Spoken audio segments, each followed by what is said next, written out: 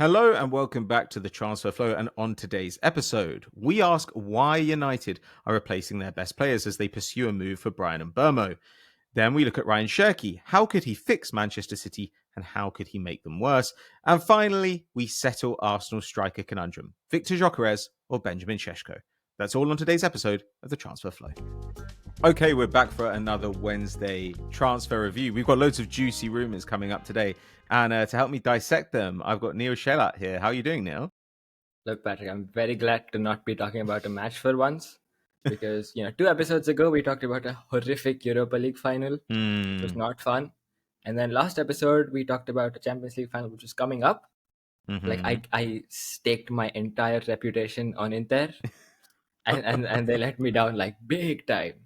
So let's talk about these transfers, because even if I get it wrong, it'll be like a year down the line and everyone will forget it.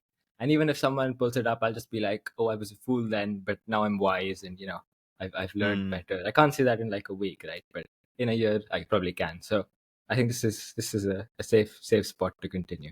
We'll just say we were saying it for clicks. Like, that's always the safest thing to do. But at least we're starting off by talking about Man United's transfer business. And normally when you talk about Man United's transfer business, at worst, you're going to be the second biggest idiot involved. But Man United, they've obviously secured Matheus Cunha, and they're looking to bolster the attack further, which we can get onto. The prioritization of the attack. But it looks like they want to get Bryan Mbeumo in the door. It was expected that he'd leave Brentford this summer. The Red Devils think they can get a deal done for around 50. It looks like it's going to be £50 million, I suspect. But we'll see on that. He's 25 years old. He's coming off an excellent season, 20 goals and 7 assists in the Premier League. Neel, this is obviously a slam dunk, right? Absolutely zero question marks.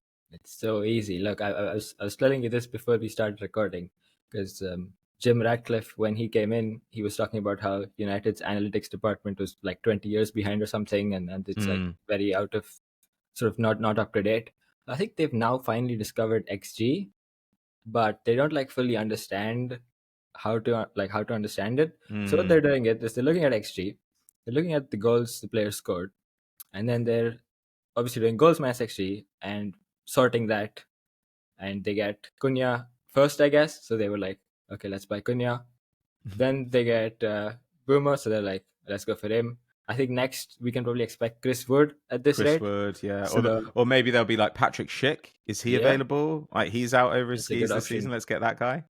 Yeah. So it's advanced analytics time at United finally, and that's where this one's come from. No, look, I mean, to be serious, like, I think this is very similar to Cunha in many ways. I think Kim said it in the newsletter as well. Like, she could literally just basically plug in and replace her Cunha newsletter with just Mbeumo, and it would make sense because he's a good player.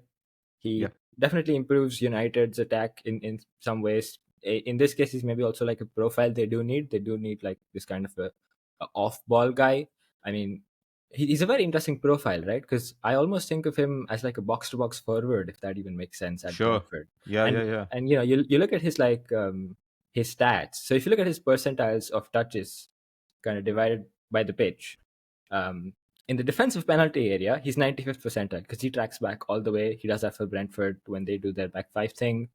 Then in the defensive third, he's 69th percentile. Then the mid third, he's 20th percentile because he doesn't touch the ball there.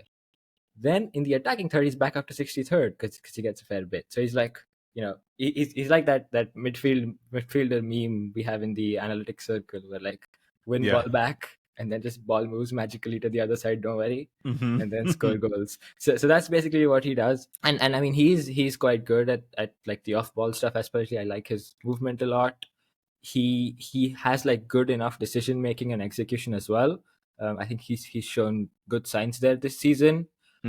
But now when you think about the fit at United, so obviously they do need this kind of an off-ball attacker. You compare on the left, if you have Cunha, who's very much like a ball-to-feet guy, you want someone to be making runs off him on the other side. Now, the question I have, well, one of the many questions I have, is first, like, how does he fit with the striker? Because his success at Brentford this season was definitely helped by having a striker like Wissa, right? Who's not necessarily like a fixed number 9. He's also a guy who moves around, runs around a lot, makes a lot of supporting runs, and helps kind of create space and be an option to link up. So now United don't really have that kind of a profile.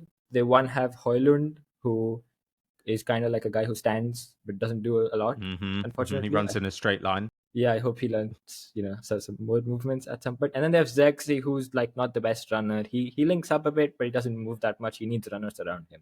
So it's like that's one question mark. Then the other question mark is Ahmad, because he's probably getting sent to right wing back for the rest of his life, or at least until Amarim's there. So that's another difficulty. I mean, he's obviously done that a lot this season as well, but like I would prefer for him to be in that right forward space. But I mean, when you spend 50 million on Mbeumo, he's not going to be a bench player, I hope, especially in their financial situation. And then there's also Bruno, right? He's staying. I mean, especially latter part of the season, he was very much consistently used in the midfield duo. So you can pretty much assume that he's going to be set there. And so they really desperately need, I mean, in any case, they really do need like a ball-playing defensive midfielder who can build up. But now they need it even more. But they're spending all the money in the world on attackers. So, it's not looking good from that sense either. So, yeah, I think that's broadly my thoughts on him. A lot of questions, but yeah.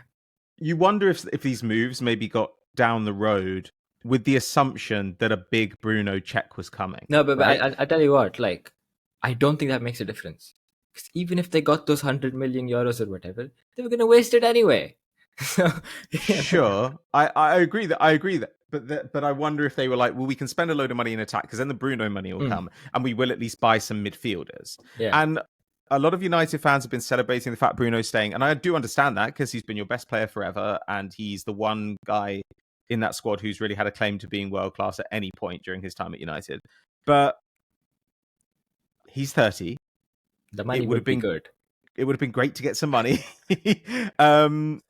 And he just doesn't fit in this team. He doesn't really make sense behind the forward. I don't really like him in this midfield too, unless he is with an absolute superstar. And I don't know where United are going to go out and get that guy, because they've struggled just to get competent guys in midfield, let alone superstars. And they're not even there on the market, right? We've spoken about that as well. Yeah, the sure. defensive midfielder market is not great. So, all the best. And this is the thing, like one of the merits of playing, a kind of 3-4-3 or 3-4-2-1 should be that your midfielders can be a little bit more limited, and that doesn't matter too much. And United have still managed to get themselves in a situation where they're struggling because one of them, while being an incredibly talented passer, is not a safe passer and is a turnover machine and will not do the defensive work. And when the other one doesn't pass. So. Yeah. I mean, whoever it is, it's like he either doesn't pass or he doesn't run or he doesn't, make it to 90 minutes. Like he can't do one of the things that you would like that player to do. I like Mbeumo as well. I think Mbeumo's a good player. He's played in a front two. He's played in a front three. He's got a nice basket of skills as well. And I think my biggest issue with him as a player is probably his dribbling. That's where I think that I would like to see. Like, he's a very low volume dribbler. He's not a guy who's going to skip past multiple challenges out wide. That should be mitigated, that problem, by having him play in the two behind the striker. So that stuff is all good. And I even can be coerced into caring less about the XG over performance. 20 goals, 5 of those are pens, so we're down to 15. He's got about half that in XG. So you're looking at about 8 goals plus 7 assists. Maybe he gets a little bit more of that with Cunha there. Like that's fine with me. Like Brentford are not exactly stacked with attacking talent. On the other hand, the idea that we quite often talk about these players going to a bigger club with a better attack and how their numbers will explode. And then you're like, no. They're going to Manchester United. A worse attack, actually. Yeah. Cunha is going from Wolves to a team that scored fewer goals, Manchester United. So yeah, I can care a little bit less about that because I do think that he fits the system, and he's not stupid. He doesn't make stupid decisions on the ball. Like his pass on ball value, his shot on ball value, these are really good. He presses well. He's not too old. He's a little bit older than I like, but he's not old enough that I think, oh God, this is dreadful. But yeah, I look at this squad and I think, how many players do I like in this squad? What do we need? Not that many. More attackers. and who's a player? Like, if you sat every United fan down and said, which players are you really excited about at Manchester United after this season? the number one name they'd all say would be Amad Diallo. It's like, right, okay, well, Right wing back. what do you think about this idea that we've got? He's going to play out of position or not at all forever. It just seems like such a strange allocation of resources, given that their midfield. I basically like none of their midfielders. So my issue with it, is the opportunity cost rather than the move itself, which in a vacuum is kind of totally fine. And I think Cunha and Mbeumo will make them better this season, and everybody will say, look, these are good moves from Manchester United. And in a way, they're kind of true. They've bought good players rather than crap players, which I guess is an improvement. But when it comes to long-term Manchester United being a good team competing for stuff again, I don't really see it, to be honest with you. Like it still feels like they haven't really got a fully coherent strategy. Yeah, I mean, I think this is what you guys were saying in the rebuild episode as well, right? Like, United are in a bad spot. They do have a lot of money, but they don't have infinite money, and they need to be sensible in the way they spend it, and they need to sort of accept and be realistic in what they're doing. There's some element of you have to maybe think about the future. You can't just keep thinking win now, win now, win now, when you don't have a team that's ready to win now. Like this team is, I mean, most likely not going to win anything next season, unless they do something crazy in the cup. But it's just it's very difficult to make sense of, really, because it's like that's one part, right? Just the win now approach and not thinking so much about the future, but also it's just bad like squad building. Like as you're saying, the midfielders, even the wing backs, like there's so many, even a striker, like you keep buying these like support forwards, but like you don't even have a good striker. I mean, you have so many issues there. So it's very weird. But also, like, when you think about it tactically, so again, we don't know all the signings, but right now what we have is we have Cunha, we have Mbeumo, we have Fernandes in the midfield duo, Ahmad maybe right wing back or someone else. Like, what's this team gonna look like is my question. And like the only way this makes sense is following like a similar blueprint to what they did in the Europa League, which was a very like transition based team, right? It was like, we're gonna defend deep, we can't really build out too well, but we're gonna like try to play a pass and get the opposition forward and then go long to like someone like Garnacho, now Cunha or whoever, and then we're gonna see what we can do. And this is what got Ten Hag sacked, right? Like he was going all in on the transition ball, and then he went too far. Now if they're doing it again, I mean, I don't know what to say, but like. I mean, it's interesting to see what they do with their other transfers. Who they get, how much they spend, but like early signs, I would not be optimistic if I were a United fan. But thankfully, I am not. So that is good for you. I don't know. It would be intriguing to see what they end up doing with the midfield. It would be intriguing to see how much money they actually end up spending, because there were rumors that they wanted Delap before he went to Chelsea, and I do think that Delap filling that Vissa role could have been quite interesting. I'd have been intrigued to see that. Now I don't really know what there is after that. That was the unusual striker option who was available for a smallish fee and could maybe have improved United. If you don't get him, then after that you're looking at guys who are costing you quite a lot of money. So maybe United just say, maybe they have the money that they can just go and get Osimhen at some stage in this window. But with Bruno staying, they've got another at least 2 years of that contract. Apparently Mbeumo wants 250k a week, which is a pretty hefty drag on the wage bill as well. Yeah, you've got to get that back when you go to Man United. I don't know. Like these moves are gonna give them much less wiggle room in this squad over the next few years, and that's assuming that they can shift guys like Højlund. So, sorry, United fans. I mean, I guess that once again we're just being kind of miserable. Shall we go over to the other side of Manchester? Let's be some miserable there. Well, at least they're doing something fun. Yeah. Well, semi-fun, because actually we've had Fabrizio Romano confirm the Tijjani Reijnders move, which I kind of hate. But the other thing that they're trying to get done is Rayan Cherki. So we heard months ago that they wanted Wirtz this summer. That hasn't happened. So their backups were Cherki and Morgan Gibbs-White, who are interesting guys to have next to each other on your shortlist. it looks like Cherki is going to be the pick. And to be fair, the price sounds kind of crazy. It sounds like it's going to be maybe 35 million euros or something like that. He's 21 years old, 19 goals and assists in Ligue 1 this year. Do you know where he ranked in Europe's top 5 leagues for expected assists per 90 minutes last season? I haven't looked it up, but the way you ask, I will say third? Number one, baby. Okay. And given that the guys below him there are guys like Barcola and Dembele and stuff as well, like who now I think people are less inclined to call farmers. He is the one guy, right? If you said, go and find me someone who could pass like Kevin De Bruyne, he's the one guy who might be available to Man City who kind of fits the bill.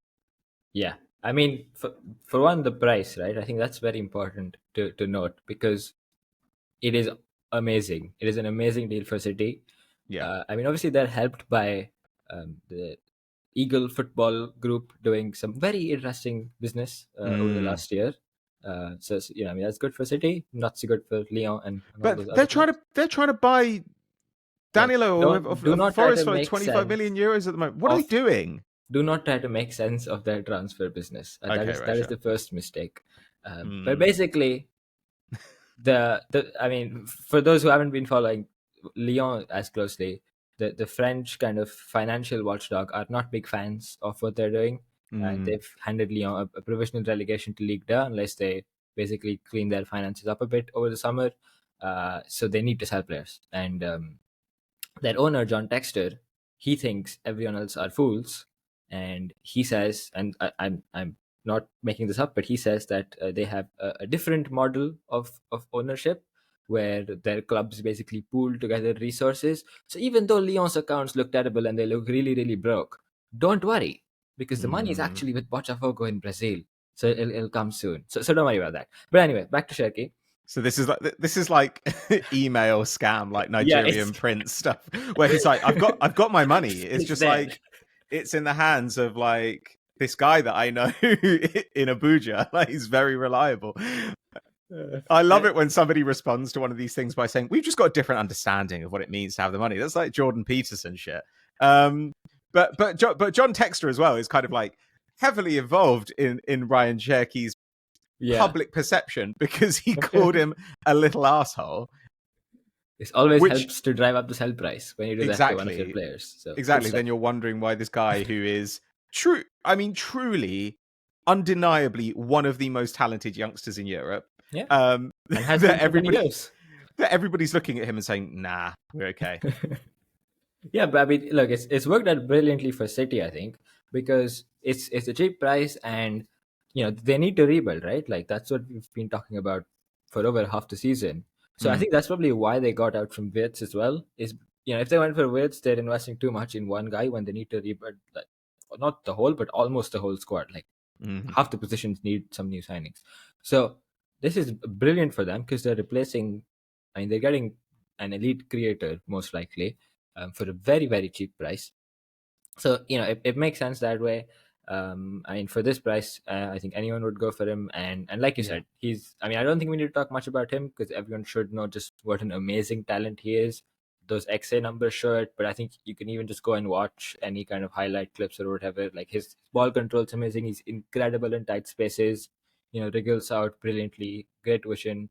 I think he's he's had all those skills for like 2, 3, maybe even 4 years. Everyone's been able to see, but I think he's improved in like less obvious ways. So I think his decision making's improved a bit. His like off ball movement and positioning with like his teammates having possession has improved a good deal as well. So he's like cleaning up his game well. And again, like on an in possession standpoint, he's definitely super talented. He's gonna be great feeding into Holland and Marmoush and stuff. So it's all brilliant. Now, I think there's 2 questions I have here. One is how this City team comes together on the whole, considering they're also signing Tijjani Reijnders, as you said. So I think let's talk about that first. So towards the end of the season, what we saw from City in possession was a kind of a new system where they had these fullbacks going forward very freely. You had Nunes on the right, just going straight, and then you had Nico Riley often coming inside. You kind of basically had a front two. I mean, obviously Holland wasn't fit for the most part, but you basically had like a front two with Marmoush and sometimes James McAtee, sometimes another kind of winger or forward, and then you had two of the midfielders kind of free inside. One of them being De Bruyne, and he had I'm like a Gundogan maybe to support, and then you had Kovacic at the base and a supporter for him as well, so often Bernardo Silva. So that's how they kind of made it up. Now De Bruyne is gone. Gundogan, you don't want your first choice. Looks like Silva isn't also going to be a first choice. Rodri's coming back, so you have Rodri at the base of midfield, obviously, solving a fair few problems there. You have someone supporting him. Now, my first question is, what's Reijnders going to do? Is he going to be the guy supporting Rodri at the base of midfield? If so, I have questions. I think he's probably going to be the guy replacing Gundogan further up. Yes. And that makes sense. And in fact, I think if you go to FBref, like his similar players, Gundogan's the first. So that makes complete sense. Then you have Cherki replacing De Bruyne, which also makes sense. So if this is the system they're going for, then all of this you have to stop thinking about what they were doing at the start of the season, and you have to sort of refocus to what they were doing at the end. And with this system, you've got Marmoush and Holland accommodated. You've got Cherki, you've got Reijnders, all of them going together. You've got like space for one winger. So I wonder how they deal with like Doku and Savinho. I mean, I don't think all of them can start, but I think it's also good to have like the impact of the bench, right? We've seen Doku do that quite a bit, coming off the bench, big impact. So I think it makes sense. Now, the bigger question is out of possession, because I would argue that one of City's biggest problems, especially later on this season, was their press. It was very bad. What they would do, it would be like a 4-2-4. You have your front two of like, let's say, Holland and Marmoush, or De Bruyne and Marmoush, who are kind of blocking the opposition's midfielders. You have the wingers who are going to go inside to press like the opposition centre back and prevent them from passing out wide, or try to do that. And then they would sort of continue the run to the goalkeeper if they pass back. And the midfielders are blocked. But what the opponents would do is they'd sort of pass it across and chip it over to the other fullback. And remember, the winger's inside, so it's gone over his head. So then City's fullback jumps to press them, but obviously it takes him some time to get there. And by that time, they've played out and they're through. And like half of the goals they've conceded were basically that kind of a build-up. Then the opposition hits one down the wing. The winger's free because the fullbacks jumped. And I think even like the Crystal Palace FA Cup goal was basically that. Now, the issues there are, in no small part, I think tactical as well. Like the timings of the scheme was not good. But the scheme was created because they had to deal with players who like aren't really good at pressing. And in particular, I mean the forwards. So Holland doesn't press a lot. De Bruyne's legs were gone. Now he's gone. But you've put Cherki in, who also doesn't press a lot. So now there's a big question: is what are you going to do out of possession? Because you really need to clean that up.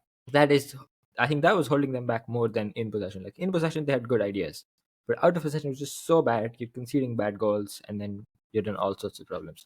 So now, how do they deal with this press is a big question. Do you put Cherki like alongside Holland as one of the blockers, or do you have him pressing from wide? How much are you going to get out of him?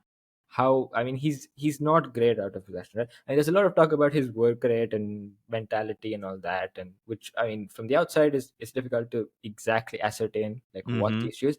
But even if you get like him to be fully committed, the fact is he's just not good out of possession. Like he's not a great presser. We don't need to make claims about his mental state that we can't verify when we can just describe what we see on the pitch, which is he's not a particularly good presser. He's not particularly active. Yeah, he doesn't engage in duels that much. He's not a strong tackler. So he's not particularly like, I would say, super aware of like closing down lanes and things like that either. So he's not like entirely a passenger, but he's someone you really have to accommodate your press around. And now City have two players of that sort in him and Holland. And that was the problem this season. They had Holland and De Bruyne, because before De Bruyne actually ran well and he kind of helped mask that. But now you again have these two. So I'm really interested to see how that works out. Because also Reijnders, right? He's not like the strongest defensive midfielder. Like not at all. he's someone opponents might look to target. So there's a lot of questions I have of this team out of possession. It's also worth noting that they have kind of changed their assistant coaches a bit. One of the guys coming in is Pep Lijnders, formerly Klopp's assistant at Liverpool. Now, well, he did very badly at Salzburg, I should add, He did do as a head very, coach. very badly. Now, haven't looked so much into this myself, but basically what I've heard about him is he's a bit of an intensity merchant, and City do need intensity. But intensity is not going to solve a bad press. One which is like tactically bad. So I'm really interested to see what they come up with tactically to accommodate all of these, like Holland, Reijnders, Cherki, into a cohesive out of possession unit. I would be very curious to see how that works. But I mean, I like Kim wrote a newsletter where she was talking about Reijnders and Cherki and City's midfield rebuild, and her conclusion was like, this doesn't seem to be adding up too well from the outside. But City have done this for so many years that we have to give them the benefit of the doubt, and I mean, we'll see next season, which is I think fair. However, I would also say that recently City's, especially midfield recruitment and squad building, has been quite questionable. Agreed. You can go as far back as like Kovacic, getting Gundogan back, having all these old guys, and basically relying on Rodri to play 50 games a season to make the team work is bad. So like I am starting to ask questions now. Even in January, right? Like people were talking about Nico Gonzalez coming in and like being a Rodri replacement. I wasn't sold on that. I mean, I wrote in the newsletter guest post I'd done, like, this guy isn't a Rodri replacement, and the one thing they needed now was a Rodri replacement, and they got this guy who kind of does a bunch of stuff, but he doesn't do the main thing they need him to do. So it's like a very kind of weird trajectory they're on. I mean, they also have a new sporting director now, we should remember. Yes. Hugo Viana's in the job. So yeah, I mean, like I'm starting to ask questions, to be honest. Like I think that's individually, Cherki makes sense, but like putting everything together, I currently don't exactly see where this is going. Yeah, I completely agree. I mean, the Nico Gonzalez thing, I had questions too, and now it seems like if Reijnders, they're getting a guy to take that role already, who I have just as many questions about. In fact, I would say I have more. I don't love Reijnders. His defensive work rate concerns me. It was better when he was in the Netherlands, but he was in the Netherlands, and it still wasn't like phenomenal. And yeah, it does just feel like maybe they think, okay, we're trying to get Ait Nouri as well. And this means that Gvardiol comes inside. And maybe Gvardiol and Rodri is just enough stuff through the middle to prevent us giving up huge chances. I'm not sure I believe that. And it's a mountain of work for those guys to do. Maybe they also think we can fix Reijnders, but they're not paying I can fix you prices for Reijnders. They're paying 70 million euros. So then the what they've saved by not spending over the odds on Wirtz kind of feels they're kind of dumped on Reijnders. Yeah, you've gone and dumped it on somebody else who is really adding to a problem. I completely agree. Like, the press has been declining there for a while, and admittedly, actually, the press league wide has been declining for a while. We're not in the 6.5 PPDA era we were pre-COVID. But then if you're doing that, you need to have like a Arsenal like block, which you're like, okay, I'm gonna drop it at this block and no one's gonna score.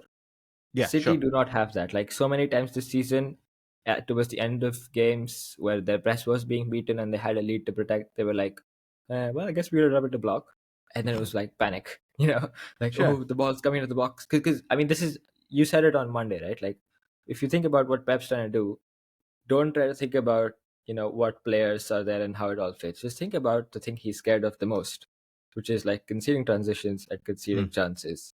So if you think about that, I do not think he's a guy who'll be like, let's drop our block back, let's let the opponent enter our half, and we'll back ourselves to defend there. He's not that kind of a guy.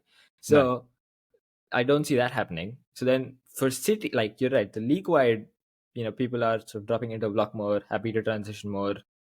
Now, unless City are fully leaning into that, fair enough. But still, you don't want Reijnders in a midfield, duo in a block. So you're still not, like, you still don't have a good defensive unit on paper, at least.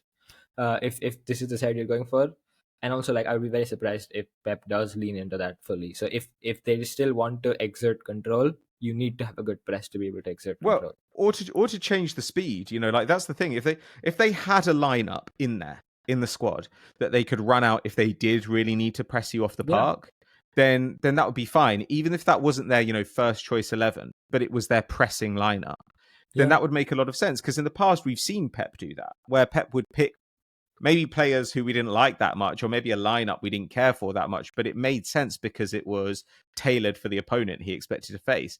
Now I look at that team and I think, well, okay, like run out these guys and try and press me, but I'm really not very scared of you. And so it just feels like covering space, the problem last season, covering space remains the problem.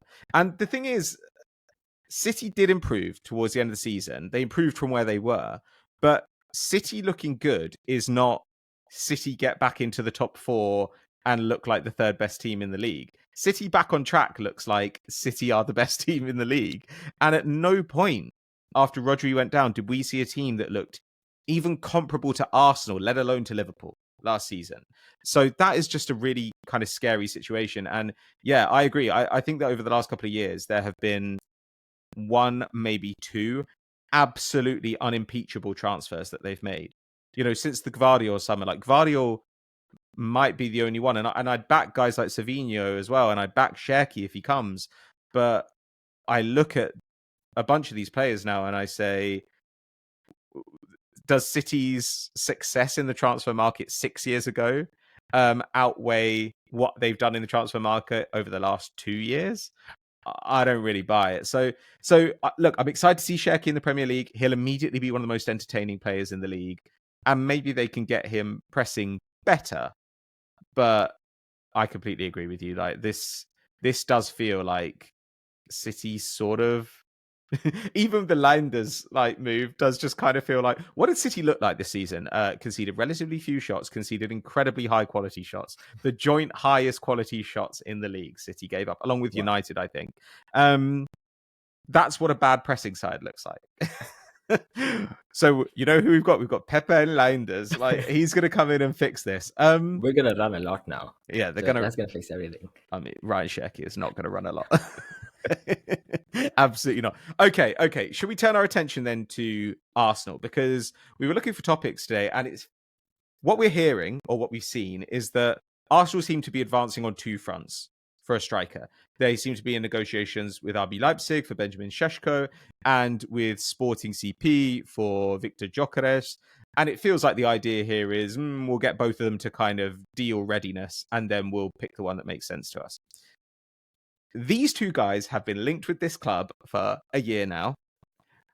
So let's settle it once and for all.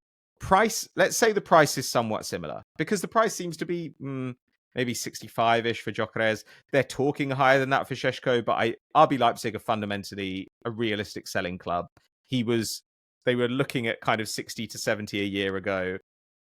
They know they're not getting 90 now. They have not done well this year either, so they've his not price done has well gone down a bit. So let's assume price is similar. Yeah.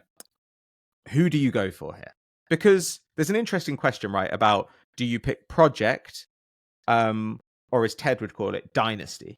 Or do you pick let's win something now? But even then, I think we could get into whether that's a false dichotomy, because it probably is. But that does seem to be the question on the minds of Arsenal fans when they look at these 2 striking targets. Yeah, and I think it is a fair question in the case of these 2 specific targets. Like, sure, in other cases, you have like an older guy and a younger guy. It's not necessarily this guy wins now and this guy wins later, maybe, if everyone else is fine. But in this case, it does look like it, because Šeško is, he's a super talent. Like, I think there's so much potential there. Yeah. But he needs work. And with Gyokeres, you probably know what you're getting. I mean, he's had an insane season. Like, I know people talk about the Portuguese league and the defenders there and blah blah. The guy scored 54 goals. I would forget even half. Like, you take a third of that and a few assists. It's not bad still. So, for me, it's very clear.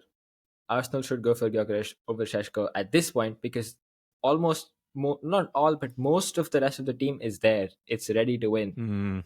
So this is like the one missing piece because last time they were trying to win, they put Merino in this place, and that did not help them. So what are they you talking need. about? He was the best. He's the best striker in the league over the back half of the season. The guy could not stop scoring. So what do you need? You don't need a guy like Šeško right now, because I mean he like obviously he's tall, he's fast, he hits the ball insanely well, but there's so Good many in the other air. questions. Yeah, he's good in the air as well. But there's like many questions. So for one, his like movement into the box. He's obviously played in the Bundesliga, which is like a more open league. Also played for Leipzig, who yes, this season were going in a different direction as we spoke about before, but still, most of what he does is like in transition. Getting onto through balls or carrying in transition, things like that, hitting, getting shots off that way. He's not the best at getting on the end of stuff in the box. His link up play is also not great. He carries well, but he doesn't link up so well.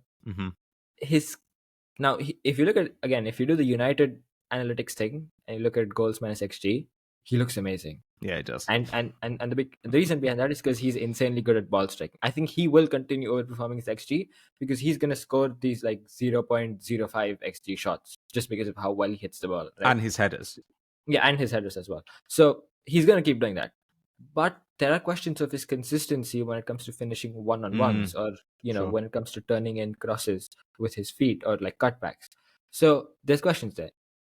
Broadly speaking, there's questions about how he will do against low blocks, against disciplined low blocks, what he gives you. And he's going to face more of that in the Premier League and with Arsenal as compared to Leipzig in the Bundesliga.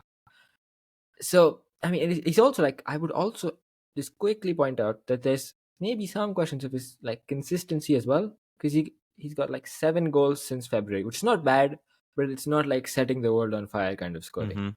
And if you want a striker who is just going to keep giving you goals, like Šeško is someone I think who will go through kinds of patches. Like he will have some games where he probably doesn't score, and then he might score a couple of worldies in 1 or 2 games and then be like best striker in the world. But he's gonna have these ups and downs a bit. Whereas now, if you look at Gyokeres, obviously there's the questions about the league fit and everything, but he has done a job in the championship, right? He's done quite well for Coventry City, and we know that the translation from the championship to the Premier League is quite good. So he's proven there. He's also got 6 goals in 8 Champions League games this season. It's not like he's just been beating up Portuguese defenders. He's done it to Champions League defenders as well, at quite a good rate. He's also got 12 assists this season, 14 assists last season. He's better at linking up and creating for his teammates than Šeško. And look, I don't advocate for like green bar scouting on FBref, but just open up his FBref profile. I know he's being compared to relatively weaker guys, but it's just pure green. It's like a beautiful pasture. I mean, I'm here in the desert, so like that looks really good for me. But sure, yeah. He regardless of what league he was playing, it's also true that he basically carried Sporting to the domestic double towards the end of this season, because they had a turbulent season where Amorim left midway. They had an intern coach who didn't do so well. They had to get a guy from Vitoria who did some kind of different stuff, and like it wasn't obviously clicking as well as it was before.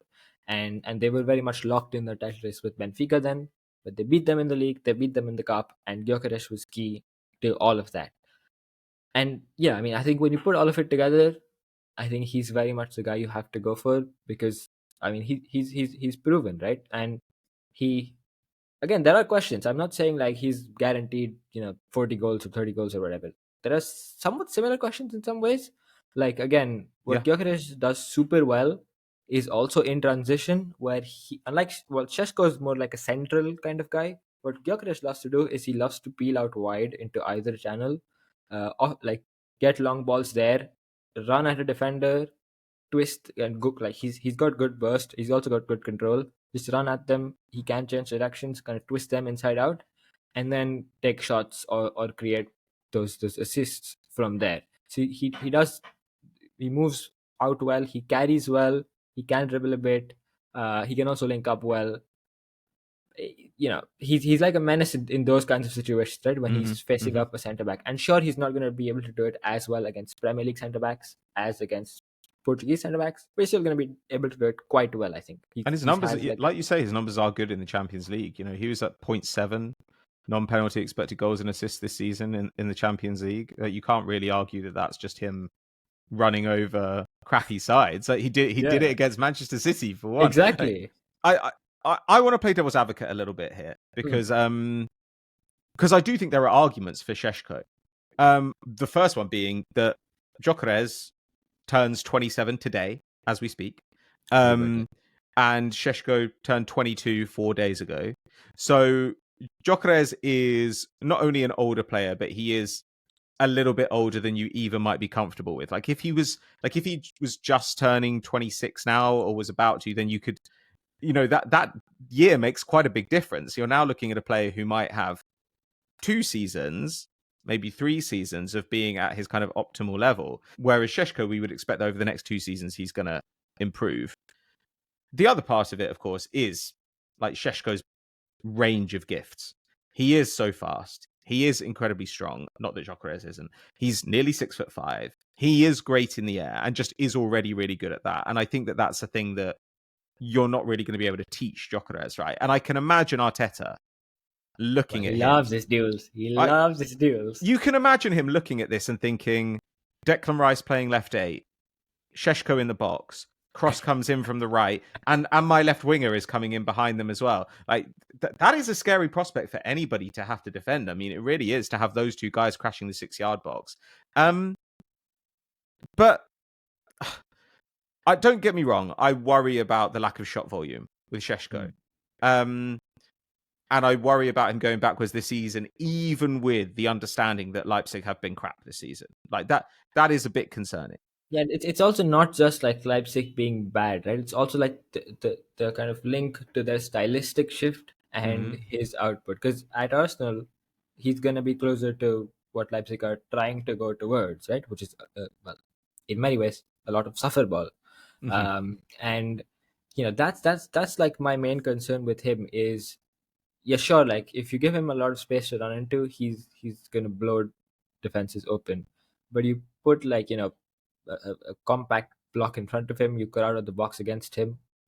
How good is he then? You know, how good is his movement? And I agree, it's the same question with Gyokeres as well. But I think Gyokeres has some more like tools and more you know, I would say not variability. But I think he offers a bit more with firstly his link up play. Yeah. Secondly, like he the fact that he can drift out wide and be comfortable sort of coming into the box and creating shots for himself off carries and off dribbles means that you can back him to at least keep a good volume. And it also works again, like you were saying with Rice, right? So what Gyokeres can really sort of benefit from is having like fellow attackers making runs in and dragging defenders away from him when he's going out wide, when he's spailing people away. I think he gets that as well. So obviously Rice in the box, but the wingers, you know, like Saka or whoever's on the left are also people, especially if they get the right kind of a left winger to suit Gyokeres, if that's the way they go, then they can form these good partnerships there. And yeah, I think like with the way Arsenal are playing right now, I think Gyokeres is the better fit right now. I agree. Like Šeško is definitely, he definitely has a great deal of potential.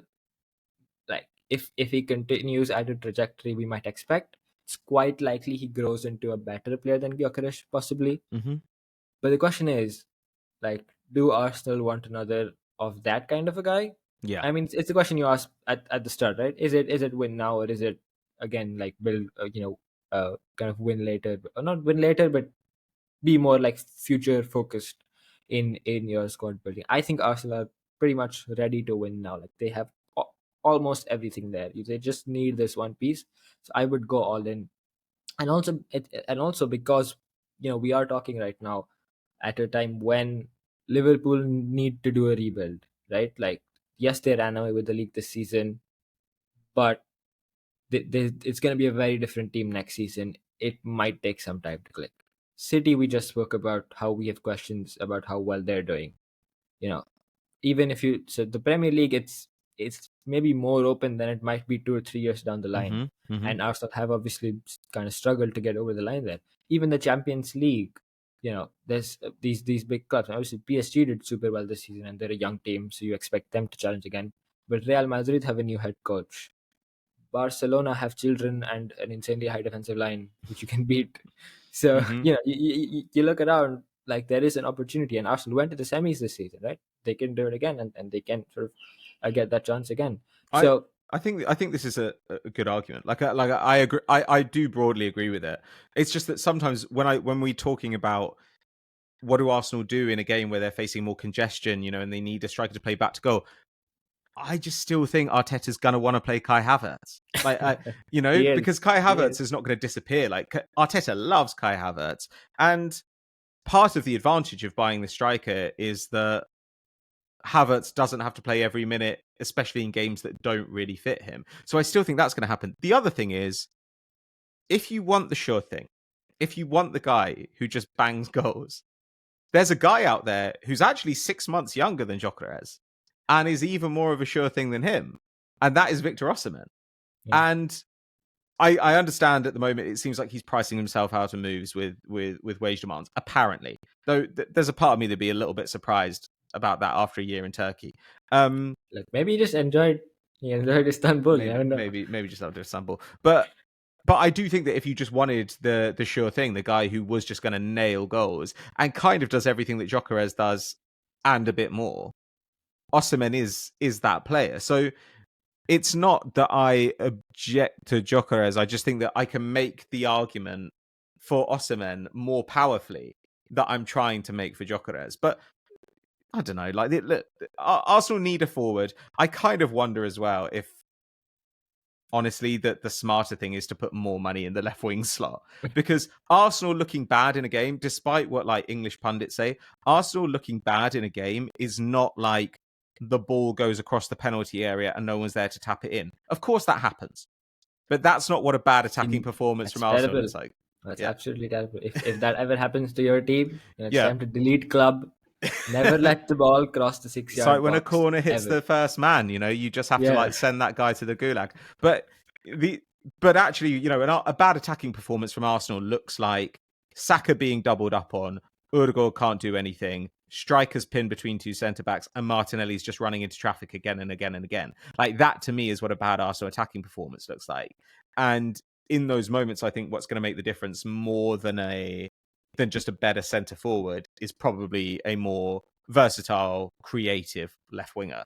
So if I had to like allocate resources to these two positions, I would probably go for left winger, especially because I think the left wing options are just a little bit more. I don't know if they're more of a sure thing, but they're a bit more exciting, maybe. Yeah, that makes sense. I think the sort of the good thing here for Arsenal is like neither of these like the fact that we're having this conversation is that neither of these options are like bad, right? Like compared to what we're talking about with like a United is like, yeah, okay, why do you say this guy again? You really need some other stuff. With Arsenal, it's clear they need like someone in this position, and either of these guys is going to be quite good and is going to offer some of the things that they need. So it's a good place to be in, and it's going to be hard to mess it up from here. Like you get one of those two guys, and you're on the right track. And the price also is I mean, it's obviously like 60 million or whatever it is. It's not going to be cheap, but it's not insane. It's like, especially in the current market, it's reasonable. So it's not bad. It's not too bad, rather, from that perspective either. So, all put together, like whichever one you go for, and like you said, there's arguments to be made for both very clearly. You're on the right track. So it's good stuff. Now we'll just wait for another Champions League semi-final where you get 0.09 xG from 8 shots and 20% possession with a low block. Mourinho up front, it'll be fine. Champions League's going to Arsenal next year. Okay, before we finish then, I just want to ask you about one more transfer very quickly, this one, because it's been covered in the newsletter this week. Kim took it on. Jamie Gittens being linked to Chelsea.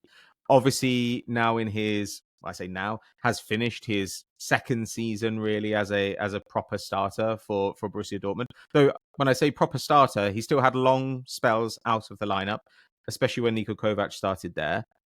What do you think about him for this slot on the left of the Chelsea attack? Because he's quick, he's dribbly. There's a lot to commend him. Yeah, I think he's pretty much the exact kind of profile they need. I mean, they're also paying like the 5 million for Sancho to bugger off back to United, which is great for them.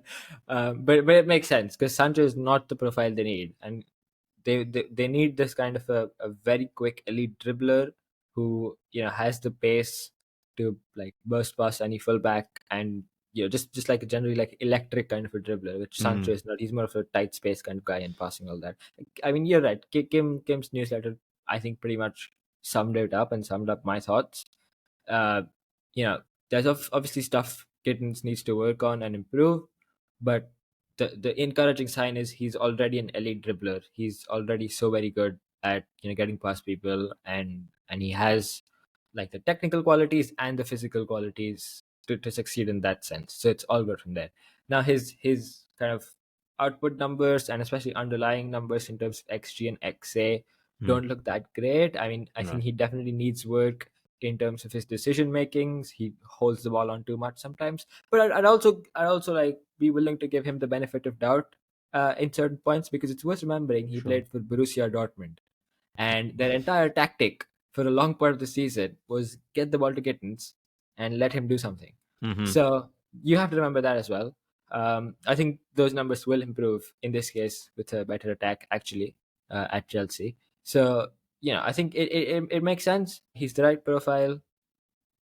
50 million is not cheap, but yeah, like it makes sense for something around that because the upside is big, right? He could be a really really good attacker, and make them a really sort of well-rounded unit as well, right? Because they have already Cole Palmer, of course, in the middle. They have Madueke on the right, or Neto, or whoever they bring out there, and you get this kind of an elite left winger as well potentially, and it looks really good. And obviously a striker, whichever one or however many actually they want to put together. But yeah, I think it kind of rounds them off well. So it's a good move. Agreed. The more boring they got over the course of the season, the more it felt like they needed this guy who could just break things up by himself. Exactly. And for all the question marks around him, he's only 21 later this summer.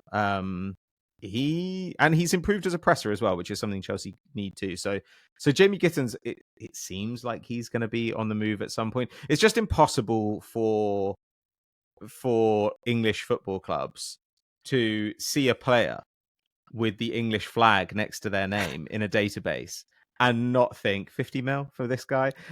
So it's happening with Jamie Gittens at some point. Especially if the person in question is not in England. If they're abroad, there's like remotely decent numbers. Like, yep. Let's get the checks out, boys. All right. I think that brings us to an end for this week's episode. Neel, where can people get more of your takes between now and the next time we see you? If you can head over to @Neel on Twitter or Blue Sky, and you'll find my thoughts on some of these transfers there. Great. Thank you very much. And thank you to those of you who've been watching or listening at home. Please do follow us across social media. Send in the transfers that you want to see us cover. Like and subscribe to the channel, and we'll catch you next time. Bye-bye.